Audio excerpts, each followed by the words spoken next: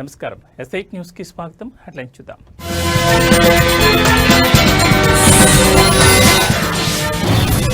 గుంటూరులో ఘనంగా దేవీ శరన్నవరాత్రి మహోత్సవాలు. శ్రీ వాసవి కన్యకా పరమేశ్వరుని దర్శించుకున్న మంత్రి నాదెండ్ల.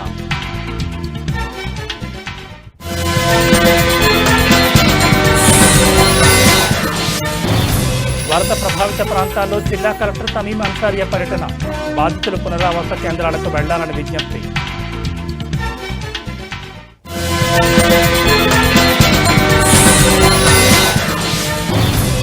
మెదక్లో ఘనంగా బతుకమ్మ సంబరాలు. ఉత్సాహంగా పాలుపంచుకున్న మహిళా కార్యకర్తలు.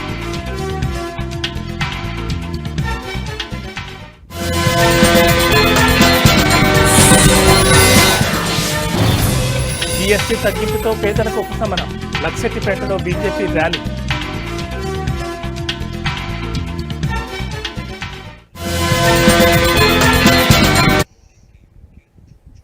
ఇక డీటెయిల్స్ చూస్తే గుంటూరులోని వరద ప్రభావిత ప్రాంతాల్లో జిల్లా కలెక్టర్ తమీం అన్సారియా పర్యటించారు. తొళ్లూరు మండలంలోని తాళాయిపాలెం, లంక ఉద్దండరాయపాలెం, లంకతో పాటు తాడేపల్లి మండలం కృష్ణ ఒడ్డు మహానాడు కాలనీ, కరకట్ట ప్రాంతాలను పరిశీలించారు. కృష్ణానదికి 6 లక్షల క్యూసెక్ల పైగా వరద నీరు వస్తుందన్న ఆమె ఇప్పటికైనా సమీప ప్రాంత ప్రజలు పునరావాస కేంద్రాలకు వెళ్లాలని కోరారు. అందుకోసం వాహనాలను ఏర్పాటు చేయాలని అధికారులకు ఆదేశాలు ఇచ్చారు. అలాగే వరదల పరిస్థితిపై జిల్లా కలెక్టర్ కార్యాలయంలో ఏర్పాటు చేసిన కంట్రోల్ రూమ్ ఫోన్ నెంబర్కు సమాచారం అందించవచ్చని తెలిపారు.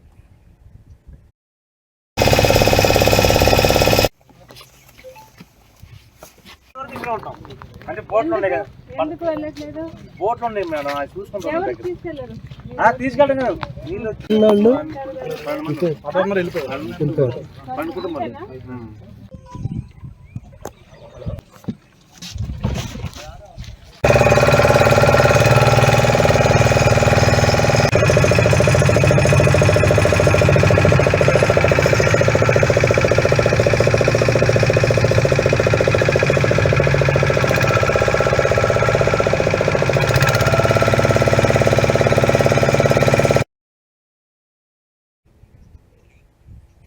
గుంటూరు జిల్లా కొల్లిపర మండలంలోని కృష్ణానది పరివాహక వరద ముంపు ప్రాంతాల్లో మంత్రి నాదెండ్ల మనోహర్ పర్యటించారు.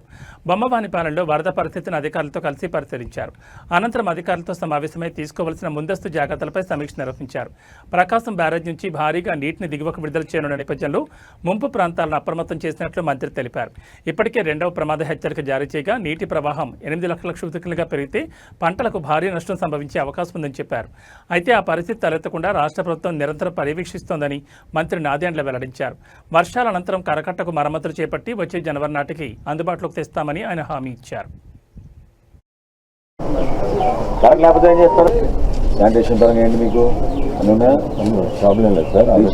కొలిపర మండలంలో బొమ్మానిపాలెంలో ఇవాళ రేపు ప్రకాశం బ్యారేజ్ నుంచి దిగువ ప్రాంతాల్లో వరద ముప్పుకి గురయ్యే అవకాశం ఉంది కాబట్టి గ్రామాల్లో అందరినీ అప్రమత్తం చేసి మండల స్థాయిలో తహసీల్దార్ గారితోనూ అదేవిధంగా ఇతర అధికారులు, ప్రత్యేకంగా ఇరిగేషన్ అధికారులు, అదేవిధంగా ఆరోగ్యం గురించి ఎవరికి ఇబ్బంది కలగడానికి ఇక్కడ ఉన్న మన డాక్టర్లతో కూడా సమావేశం ఏర్పాటు చేసి స్థానిక నాయకులందరూ కూడా ఒక విధంగా చెప్పాలంటే అప్రమత్తంగా ఉన్నారు, సిద్ధంగా ఉన్నారు.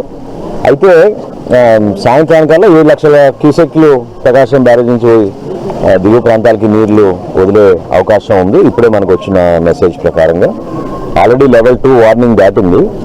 సో మన ప్రాంతానికి 8 లక్షలు లేదా 9 లక్షలు వస్తే కొంచెం పంట నష్టం ఎక్కువగా ఉంటుంది కాబట్టి అటువంటి పరిస్థితులు రాకుండా మన రాష్ట్ర ప్రభుత్వం కూడా గౌరవ ముఖ్యమంత్రిగా చంద్రబాబు నాయుడు గారు దాన్ని సమర్థవంతంగా పైనుంచి అన్ని ఎప్పటికప్పుడు పర్యవేక్షిస్తూనే ఉన్నారు.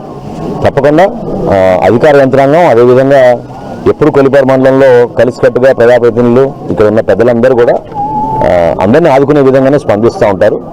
మా శాఖ నుంచి కూడా ఎవరైతే బాధితులు ఉన్నారో ఎవరికైనా ఇబ్బంది ఉంటే ప్రతి కుటుంబానికి పంచదార, బియ్యం, ఇతర సరుకులు అందించమని ఆల్రెడీ తహసీల్దార్ గారికి చెప్పాను. అటువంటి పరిస్థితి రాకుండా చూసుకునే విధంగా మేము సిద్ధమవుతున్నాం. అన్నవరపు లంక, అదేవిధంగా హనుమాన్పాలెం, బొమ్మానిపాలెం ఈ ప్రాంతాల్లో మున్నంగి, వలభాపురం నుంచి మొత్తం ఒకసారి చెక్ చేసుకుంటూ వచ్చాం. కరకట్ట కూడా ఈ సందర్భంలో మీ దృష్టికి తీసుకురావాలి. మా గౌరవ మంత్రి గారి లోకేష్ గారితో నేను చర్చించాను. ఆయన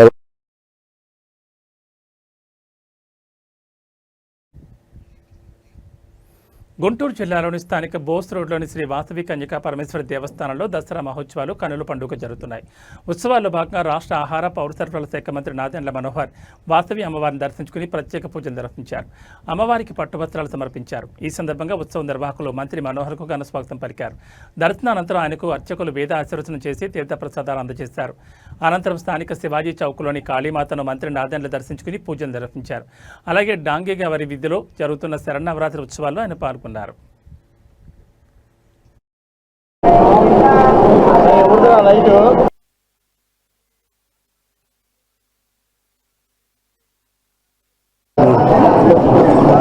ఇంకా భక్తి శ్రద్ధతోటి సుమారు 6,000 నుంచి 7,000 వరకు వస్తున్నారని చెప్తున్నారు. సో మనస్ఫూర్తిగా ఆలయ కమిటీకి, ఆలయ అభివృద్ధి కోసం సహకరిస్తున్న ప్రతి ఒక్కరికి నేను కోరేది, మన తెనాలి చరిత్ర, మన సంస్కృతి, మన కార్యక్రమాలు ప్రజలకి మరింత చొరవయ్యే విధంగా, భక్తులకు సౌకర్యం కల్పించడమే కాకుండా భావితరాలకు ఉపయోగపడే విధంగా మన దసరా ఉత్సవాలు జరగాలి. అందులో భాగంగా మీరందరూ చేస్తున్న ప్రయత్నాన్ని మనస్ఫూర్తిగా ఈ సందర్భంగా నేను మిమ్మల్ని ప్రత్యేకంగా ధన్యవాదాలు తెలుపుకుంటున్నాను.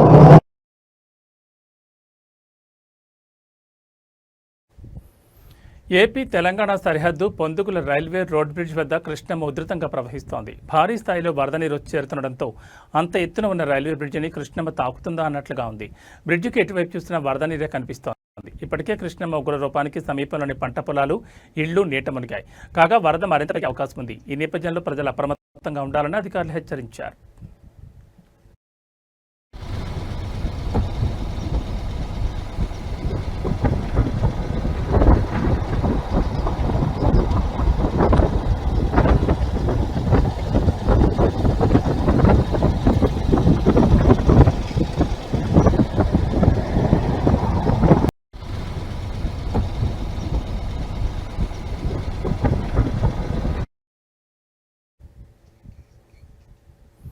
అద్దంకి నియోజకవర్గ వైసీపీ సమన్వయకర్త చింతలపూడి అశోక్ కుమార్ వైసీపీ డిజిటల్ బుక్ను ప్రారంభించారు. పల్నాడు జిల్లా పిడుగురాల పట్టణంలోని వైసీపీ కార్యాలయంలో జరిగిన ఈ కార్యక్రమానికి అద్దంకి నియోజకవర్గ వైసీపీ నేతలు హాజరయ్యారు. ఈ సందర్భంగా అశోక్ కుమార్ మాట్లాడుతూ, కూటమి అధికారంలోకి వచ్చిన తర్వాత వైసీపీ నేతలపై ఎన్నో దాడులు జరిగాయన్నారు. అలాగే ప్రభుత్వం అక్రమ కేసులు బనాయించి వైసీపీ నాయకులను ఎన్నో రకాలుగా ఇబ్బందులు గురిచేసిందని ఆరోపించారు. పోలీస్ స్టేషన్కి వెళ్లినా న్యాయం జరగలేదన్నారు. ఈ క్రమంలోనే ప్రతి కార్యకర్తకు అండగా ఉండేందుకు పార్టీ అధినేత జగన్మోహన్ రెడ్డి డిజిటల్ బుక్ ప్రారంభించారని తెలిపారు. ఇందులో మనకు అన్యాయం చేసిన వారి డేటా మొత్తం రికార్డ్ అయి ఉంటుందన్నారు. వైసీపీ ప్రభుత్వం అధికారంలోకి వచ్చిన తర్వాత వీరిపై చట్టపరమైన చర్యలు తీసుకుంటామని స్పష్టం చేశారు. ఇటీవల మన అధినాయకులు వైఎస్ జగన్మోహన్ రెడ్డి గారు డిజిటల్ బుక్ అని ఒక అప్లికేషన్ ని లాంచ్ చేశారు. దాన్ని ఈరోజు మనం ఇక్కడ మన అద్దంకి నియోజకవర్గ స్థాయిలో ఈరోజు మనం లాంచ్ చేయబోతున్నాము. అసలు ఈ డిజిటల్ బుక్ అంటే ఏంటి, ఎందుకు దీన్ని తీసుకొచ్చారు అనేది కొంచెం బ్రీఫ్గా చెప్తానండి. ఒకటి, 2024 సార్వత్రిక ఎన్నికలు అయిపోయిన మొదటి రోజు నుంచి ఎలక్షన్స్లో దాదాపు మధ్యాహ్నం 12 గంటలకి ఎప్పుడైతే ట్రెండ్స్ తెలిసిపోయాయో ఆ టైం నుంచి కూడా ప్రతి ఒక్కళ్ళు వైఎస్ఆర్సీపీ కార్యకర్తల మీద కానివ్వండి, నాయకుల మీద కానివ్వండి, చాలా మంది మీద చాలా చోట్ల దాడులు జరుగుతూనే ఉన్నాయండి. ప్రాణాలు పోయాయి, ఆస్తి నష్టం జరిగింది. అదేవిధంగా ఫిజికల్గా చాలా మంది ఇప్పటికీ కోలుకోలేక నడవలేని స్టేజ్లో ఉన్న వాళ్ళు చాలా మంది ఉన్నారు. మనం ఎన్ని కంప్లైంట్లు ఇచ్చినా కానీ ఏదో తూతూ మంత్రంగా నామకే వాస్తే కంప్లైంట్ లాంచ్ చేస్తున్నారు, స్టేషన్ బెయిల్ ఇచ్చి పంపిస్తున్నారు. అంతే ధైర్యంగా వాళ్ళు మళ్ళీ కర్రలు, గొడ్డలు పట్టుకొని బయట తిరుగుతూనే ఉన్నారు. ఒక్క పోలీస్ వ్యవస్థే కాదండి, ప్రతి చోట కూడా మన వైఎస్ఆర్సీపీ కార్యకర్తకి అన్యాయం జరుగుతూనే ఉంది, బాధపడుతూనే ఉన్నాడు. మనం ఎక్కడికి వెళ్ళాలి తెలియాలి అన్న సంక్షోభంలో ఉన్నప్పుడు జగన్మోహన్ రెడ్డి గారు ఒకటే ఆలోచించారండి, సరే ఈరోజు ఈ టైం మంది కాదు, కానీ ప్రతి ఒక్కడికి ఒక టైం వస్తుంది. ఆ టైం వచ్చినప్పుడు మన కార్యకర్తని ఇబ్బంది పెట్టిన ప్రతి వాడిని ఎట్టి పరిస్థితుల్లో వదిలేది లేదు అని కంకణం కట్టుకొని కూర్చున్నారు.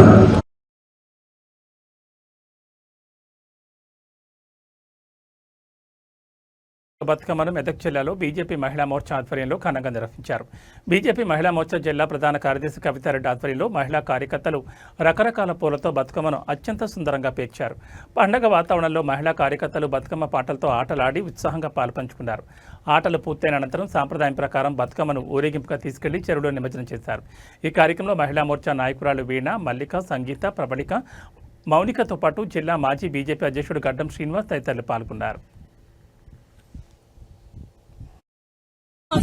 కాకర పువ్వప్పునే గౌరమ్మ కాకర కాయప్పునే గౌరమ్మ కాకర పువ్వప్పునే గౌరమ్మ కాకర కాయప్పునే గౌరమ్మ కాకర చెట్టు కింద ఆట సిలుకలార పాట సిలుకలార కలికి సిలుకలార కందుమ్మ గుడ్డ గిల్లు వారంగా తుమ్మెదుయాలో గౌరమ్మ ఉయ్యాల ఎల్లి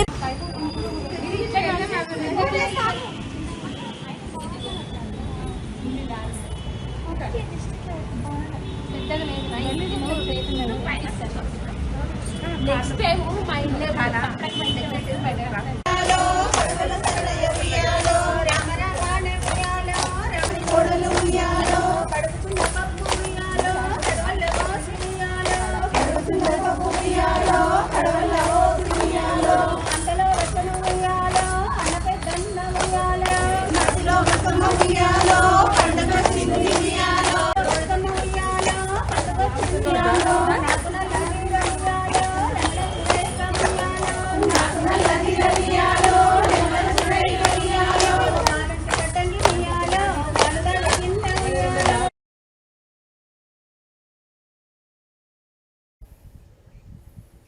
కేంద్రంలో నరేంద్ర మోడీ ప్రభుత్వం పేదల కోసం అనేక పథకాలు ప్రవేశపెట్టి అండగా నిలుస్తోందని తెలంగాణ రాష్ట్ర బీజేపీ పార్టీ ఉపాధ్యక్షులు వెరవెల్లి రఘునాథరావు అన్నారు. లక్సిటిపేటలో జరిగిన జీఎస్టీ సంబరాల ర్యాలీలో ఆయన పాల్గొన్నారు. ఉత్కూర్ చౌరస్తా నుండి బస్టాండ్ వరకు ఈ ర్యాలీ నిర్వహించి వ్యాపారస్తులకు జీఎస్టీ తగ్గింపై అవగాహన కల్పించారు. రఘునందనరావు మాట్లాడుతూ 2025లో కేంద్ర ప్రభుత్వం జీఎస్టీని తగ్గించడంతో నిత్యావసర వస్తువుల ధరలు బాగా తగ్గాయని, దీంతో నిరుపేద ప్రజలకు కొంత ఉపశమనం కలుగుతుందని పేర్కొన్నారు. అదేవిధంగా సిమెంట్, ఇనుము, ఎలక్ట్రానిక్ పరికరాలు, బట్టలు వంటి అనేక వస్తువులపై జీఎస్టీ తగ్గించడంతో వాటి ధరలు కూడా తగ్గాయని ఆయన వివరించారు. ఈ కార్యక్రమంలో బీజేపీ నాయకులు పెద్ద సంఖ్యలో పాల్గొన్నారు. జిల్లా ఉపాధ్యక్షుడు ముత్తే సత్తయ్య, కోశాధికారి రమేష్ చంద్ జైన్, జిల్లా నాయకులు అశోక్, వెంకటేశ్వరరావు, రాజన్న, రాజేందర్, వెంకటేష్ మరియు బీజేపీ నాయకులు, కార్యకర్తలు పాల్గొన్నారు.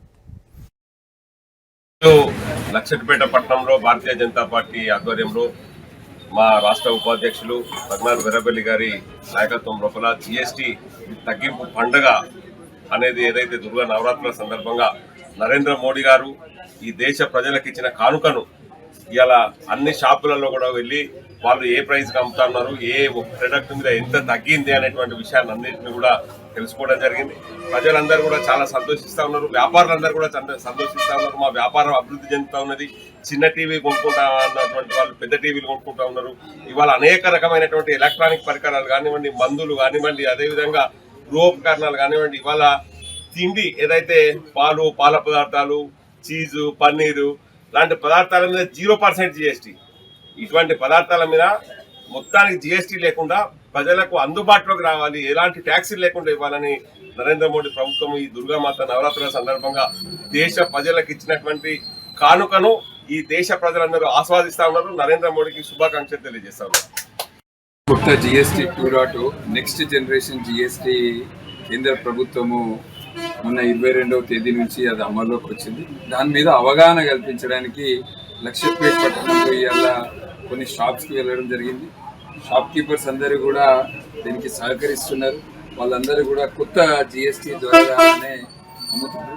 అట్లనే ఎవరైతే కన్స్యూమర్స్ ఉన్నారో, ఎవరైతే వచ్చారో షాపింగ్కి, వాళ్ళందరికీ కూడా ఈ విషయాన్ని తెలియజేయడానికి ఈ కార్యక్రమం పెట్టడం జరిగింది. ముఖ్య ఉద్దేశం మెదక్ జిల్లా కొల్చార మండలం వరికంత గ్రామంలో దేవీ శరణవరాత్రి ఉత్సవాలు అత్యంత భక్తి శ్రద్ధలతో ఘనంగా జరుగుతున్నాయి.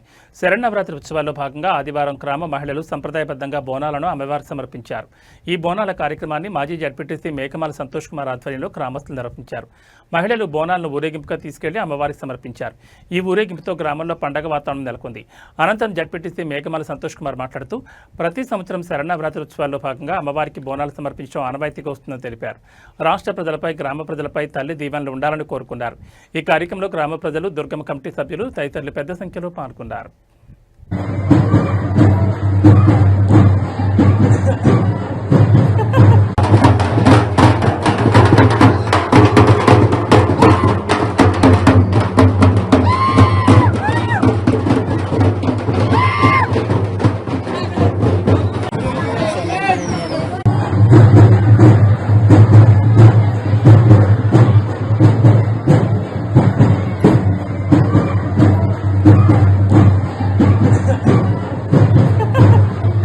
చేసేది వేస్తే నువ్వు.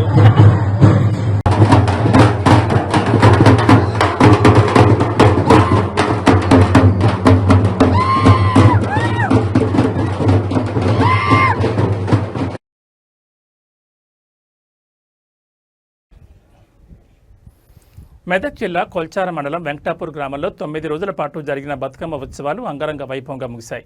చివరి రోజున తెలంగాణ సంస్కృతి ప్రతీకగా నిలిచే అట్ల బతుకమ్మ వేడుకను గ్రామ ఆడపడుచులు ఘనంగా నిర్వహించారు. గ్రామంలోని మహిళలు రంగురంగుల పూలతో బతుకమ్మను అత్యంత సుందరంగా పేర్చారు. సాంప్రదాయక దుస్తులు ధరించి తెలంగాణ సంస్కృతి ఉట్టిపడేలా కోలాటాలు చేస్తూ బతుకమ్మ పాటలతో ఎంతో ఆనందంగా ఆటలాడారు.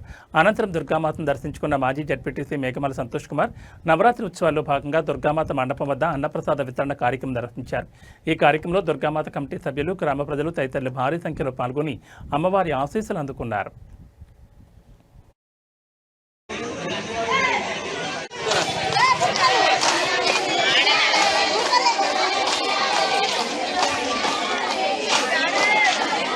బిల్డింగ్ వాళ్ళ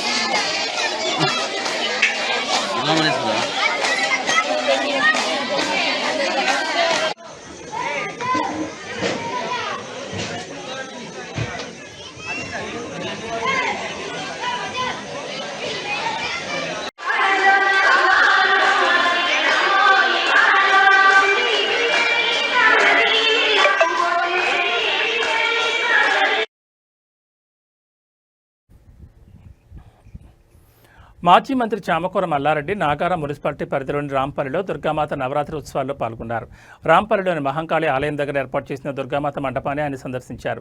ఈ సందర్భంగా మల్లారెడ్డి అమ్మవారికి, మహంకాళి ఆలయంలోని అమ్మవారికి ప్రత్యేక పూజలు నిర్వహించి దర్శనం చేసుకున్నారు. అనంతరం మండపం దగ్గర ఏర్పాటు చేసిన అన్నప్రసాద వితరణ కార్యక్రమంలో పాల్గొని భక్తులకు ప్రసాదం వడ్డించారు. మల్లారెడ్డి రాంపల్లిలో నిర్వహించిన మరో ముఖ్యమైన కార్యక్రమం రక్తదాన శిబిరాన్ని కూడా సందర్శించారు. ఈ శిబిరాన్ని రాంపల్లి భగత్ సింగ్ యూత్ ఆధ్వర్యంలో నిర్వహించారు. రక్తదానం చేసిన దాతలందరినీ మల్లారెడ్డి అభినందించి వారికి సర్టిఫికెట్లను అందజేశారు. ఈ కార్యక్రమంలో ఉత్సవ కమిటీ సభ్యులు మరియు భక్తులు అధిక సంఖ్యలో పాల్గొన్నారు.